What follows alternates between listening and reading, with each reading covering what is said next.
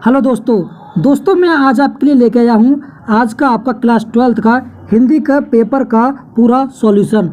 इसमें मैं आप लोगों को बताऊंगा कौन से प्रश्न का कौन सा आंसर है और आज का पेपर आपका कैसा रहा, ये भी आज के इस वीडियो में हम डिस्कस करेंगे कि क्या पेपर आपका डिफ़िकल्ट था या इजी था, किस तरह का आपका पेपर था। तो आज हम इसके बारे में जानेंगे और यहाँ आपको मैं पूरा आपको आज का पेपर का सॉल्यूशन दूंगा।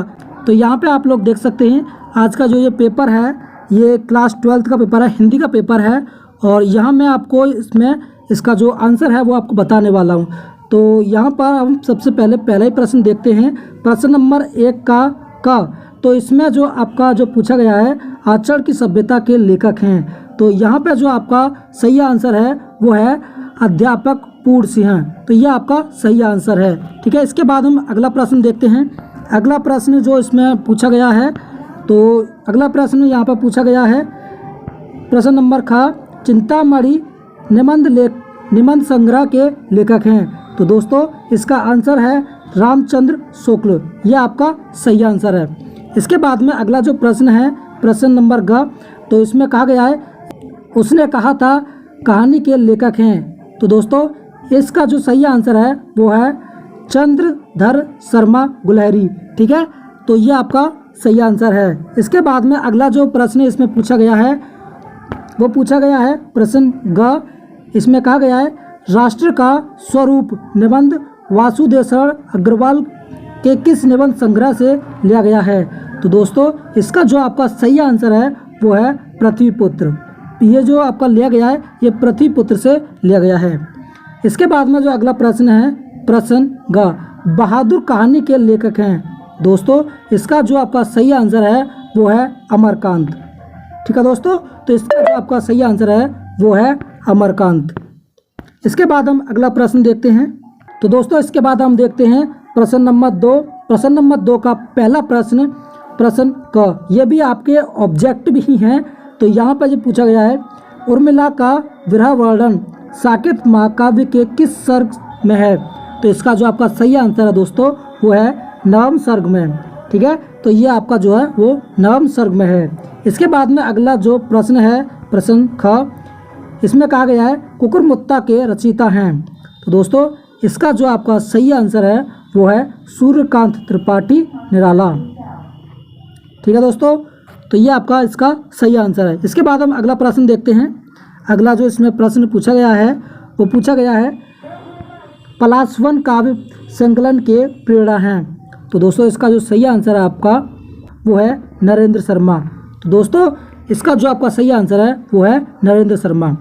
तो दोस्तों इसके बाद में अगला जो प्रश्न पूछा गया है इसमें कहा गया है निम्नलिखित में से कौन सा कवि छायावाद का नहीं है। तो इसका आंसर जो है वो है अज्ञेय। दोस्तों सूर्यकांत त्रिपाठी निराला, जयशंकर प्रसाद और महादेवी वर्मा ये तीनों ही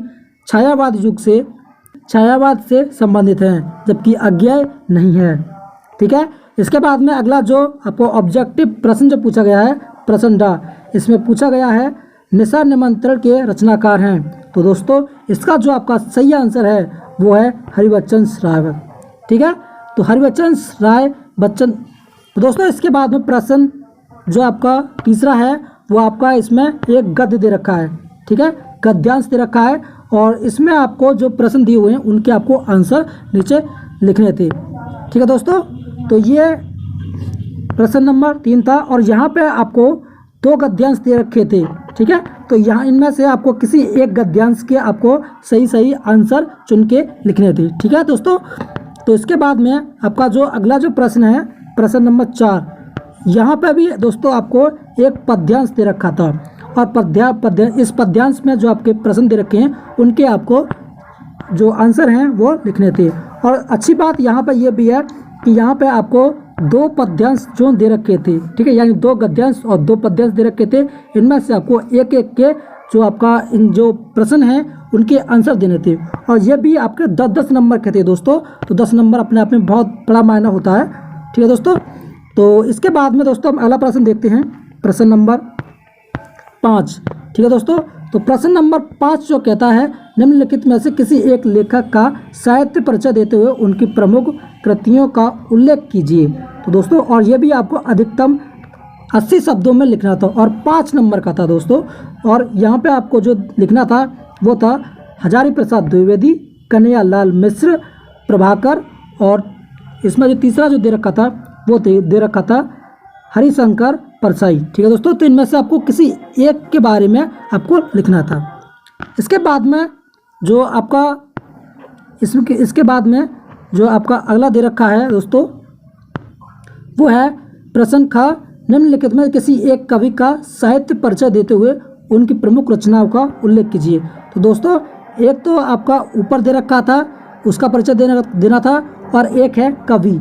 तो कवि के भी बारे में आपको बताना था और ये भी 80 प्रश्नों में था।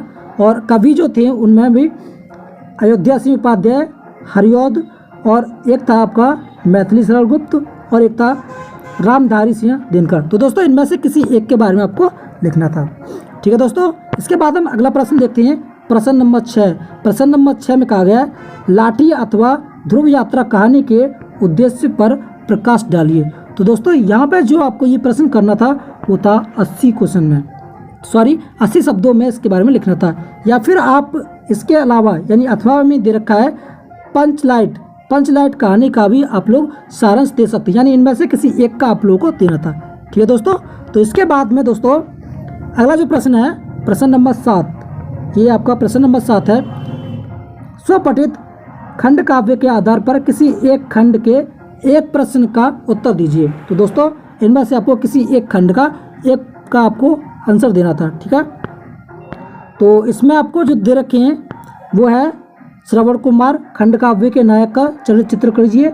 अथवा में भी दे रखा है, श्रवण कुमार के बारे में दे रखा है। फिर इसके बाद प्रश्न 2 दे रखा है आपको रश्मिरथ, प्रश्न नंबर 2 दे रखा है आपका रश्मिरथ काव्य खंड के आधार पर कर्ण का आपको करना था चलचित्र। और इसके बाद में अथवा में भी दे रखा है दोस्तों रश्मिरथी खंड काव्य का। ठीक है। तो इनके बारे में आपको लिखना था। और यहाँ पे आपको तीसरा भी दे रखा है आपका त्यागपति दे रखा है। ठीक है ना। तो यहाँ पर कथा संक्षेप में लिखने थे आपको। और त्यागपति खंड काव्य के आधार पर हर्षवर्धन का भी यहाँ पर आपको चलचित्र का जो ऑप्शन है वो दे रखा था। तो यहाँ पे ये सारी चीज़ें दे रखी थी। यहाँ पे आपको और भी यहाँ पे दे रखी हैं। यहाँ पर जो आपको दोस्तों ये जो दे रखा है आपका और भी आपको यहाँ पे दे रखे हैं, जैसे मुक्ति यज्ञ के बारे में आप लोग बता सकते हैं, गांधी जी का बता सकते हैं, और सत्य की जीत। ठीक है दोस्तों। तो इनके बारे में आप लोगों को चरित्र चित्रण करके आप लोगों को बताना था। तो चलिए इसके बाद हम देखते हैं दोस्तों प्रश्न नंबर 8। ठीक है दोस्तों। तो यहाँ पर भी दोस्तों ये जो आपका संस्कृत का आप लोगों को एक संदर्भ दे रखा है और इसका आप लोगों को हिंदी में अनुवाद करना था। ठीक है दोस्तों। तो इसके बाद में दोस्तों जो आपका अगला प्रश्न है प्रश्न नंबर 9। ठीक है। तो 9वां जो आपका प्रश्न है यहाँ पे आपको मुहावरों और लोकोक्तियों में से किसी एक का अर्थ लिखकर वाक्य में प्रयोग कीजिए। तो यहाँ पे आपको किसी एक का आपको अर्थ बताना था, जैसे कि ईंट से ईंट बजाना यानी किसी को बर्बाद कर देना, आंखें चार होना यानी आमने सामने से किसी से नज़र मिल जाना। ठीक है दोस्तों। तो यहाँ पे आपको किसी एक के बारे में बताना था। इसके बाद में आपका प्रश्न नंबर जो आपका 10 दे रखा है, यहाँ पर भी आप पठित गद्यांश पर आधारित निम्नलिखित प्रश्नों का उत्तर देना है। ठीक है दोस्तों। तो यहाँ पे आपको ये जो आपके प्रश्न दे रखे हैं यहाँ पे ये प्रश्न नंबर 1, प्रश्न नंबर 2, प्रश्न नंबर 3, तो इनमें से आपको ये जो तीनों दे रखे हैं इनके बारे में आप लोगों को बताना था। ठीक है। और यहाँ पर भी अच्छी बात ये कि ये आपके 2 दे रखे हैं और दोनों में से आपको किसी एक के बारे में लिखना था। यहाँ पर ये अथवा देख रहे हो ना आप। ठीक है दोस्तों। तो किसी एक के बारे में आप लोगों को देखना था। इसके बाद में प्रश्न नंबर 11 देखते हैं दोस्तों। तो प्रश्न नंबर 11 का क्या कहता है, निम्नलिखित शब्द युग्मों का सही अर्थ चयन कीजिए। निम्नलिखित शब्द युग्मों का सही अर्थ चयन करके लिखिए। तो यहाँ पर जो आपका पहला है मनोज्ञ, तो यहाँ पर आपको इनका सही अर्थ आपको चुन के लिखना था। और यहाँ पर एक है सूर, तो इनका भी आपको लिखना था। ठीक है दोस्तों। और इसके बाद में दोस्तों आपका अगला जो अगला जो आपका प्रश्न होता है वो है प्रश्न नंबर ख। क्या कहता है, निम्नलिखित शब्दों में से किसी एक शब्द के दो सही अर्थ लिखिए। ठीक है, यानी किसी एक शब्द के आपके दो अर्थ आपको लिखने हैं। ठीक है दोस्तों, इसके बाद में आपका अगला जो प्रश्न है प्रश्न का, वाक्यांशों के लिए एक सही शब्द का चयन करके लिखिए। ठीक है, तो यहाँ पे आपका नंबर 1 पर कह रहा है किए हुए उपकार को मानने वाला। तो दोस्तों जो किए हुए उपकार को मानता है उसे हम कृतज्ञ कहते हैं। क्या कहते हैं दोस्तों, उसे हम कृतज्ञ कहते हैं। ये आपका सही आंसर है। इसके बाद में दोस्तों आपका जो अगला प्रश्न है प्रश्न 2, जो किए गए उपकार को न मानता हो तो दोस्तों उसे हम कहते हैं कृतज्ञ। ठीक है दोस्तों, उम्मीद करता हूँ आपने इनके आंसर सही लगाए होंगे। ठीक है दोस्तों, इसके बाद में आपका अगला प्रश्न है प्रश्न नंबर का, निम्नलिखित में से किन्हीं दो शब्दों को शुद्ध करके लिखिए। ठीक है दोस्तों, तो यहाँ पे आपको इनकी अशुद्धियाँ देखनी थी और उनको सही करके लिखना था। तो यहाँ पे पहला कह रहा है मोहन ने अलमारी खरीदा। तो दोस्तों अलमारी खरीदा नहीं जाता, वो आपको खरीदी जाती है। ठीक है दोस्तों, तो यहाँ पर खरीदा नहीं होगा, यहाँ पर खरीदी होगा। दूसरा कहता है अध्यापक ने हमसे निबंध लिखवाया। सॉरी, यहाँ पर कह रहा है अध्यापक ने हमसे निबंध लिखाया। तो दोस्तों यहाँ पे जो ये आपका लिखाया है ना, ये नहीं होगा, यहाँ पे होता है लिखवाया। ठीक है दोस्तों, तो यहाँ पे आप इस तरह से इसको सही कर सकते हैं। तीसरे नंबर पर कहता है शिक्षक ने छात्र की प्रशंसा की। ठीक है दोस्तों, तो यहाँ पे इस तरह से आपको ये प्रश्न करना था। और इसके बाद में अगला जो आपका प्रश्न है वह प्रश्न नंबर 12 का काम में कहता है वीर रस अथवा हास्य रस की परिभाषा लिखते हुए एक आपको उदाहरण देना था। तो आप लोग जानते होंगे दोस्तों, वीर रस मतलब बहादुरी, इसके बारे में आप लोगों को बताना था, या फिर आप हास्य रस के बारे में लिख सकते थे। और इसके बाद में ख में कहता है उपमा अलंकार अथवा श्लेष अलंकार का लक्षण एवं उदाहरण लिखिए। तो यहाँ पर दोस्तों आपको उपमा अलंकार या फिर श्लेष अलंकार जो है उसके बारे में आपको लिखना था। उपमा का मतलब होता है कि किसी से किसी की उपमा करना, यानी कि कंपैरिजन करना। ठीक है दोस्तों, और इसके बाद में अगला प्रश्न जो पूछा था प्रश्न ग, इसमें कह रहा है दोहा छंद अथवा कुंडलिया छंद का मात्रा सहित लक्षण लिखिए। तो दोस्तों आपको पता ही होगा दोहा छंद जो होता है उसमें आपकी कितनी मात्रा होती हैं, आप दोस्तों आपकी 13, 11 मात्रा होती हैं। और जो कुंडलिया जो होता है वो आपका दोहा और रोला जो छंद होते हैं उन दोनों से मिलकर बना हुआ होता है। तो दोस्तों इनमें से आपको किसी एक के बारे में लिखना था। तो दोस्तों अगले प्रश्न के बारे में हम लोग पढ़ते हैं।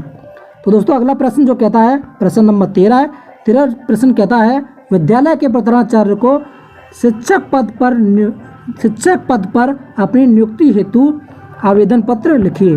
तो ठीक है, आपको यहाँ पर एक आवेदन पत्र लिखना था, या फिर आप यहाँ पर एक और यहाँ पर अथवा में दे रखा है विद्यालय में खेलकूद की सामग्री की ओर आकर्षित करते हुए प्रधानाचार्य को एक प्रार्थना पत्र लिखिए। तो दोस्तों यहाँ पे आपको इनमें से किसी एक को करना था। चलिए हम इसके बाद में देखते हैं प्रश्न नंबर 14। प्रश्न नंबर 14 कहता है निम्नलिखित विषयों में से किसी एक विषय पर अपनी भाषा शैली पर निबंध लिखिए। तो दोस्तों यहाँ पे आपको किसी एक पर आपको निबंध लिखना है।